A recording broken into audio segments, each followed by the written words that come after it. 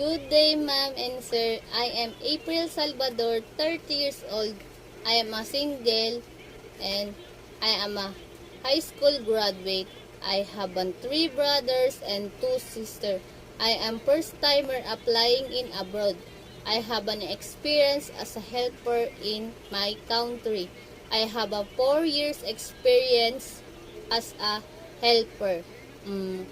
One couple and 4 years old kids. My daily duties is cleaning the house, cooking, washing dishes, doing laundry, and also take care of a 4 years old kid and playing toy, learning, singing.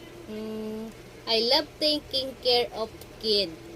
Hope you like and select me. Thank you, ma'am and sir. God bless.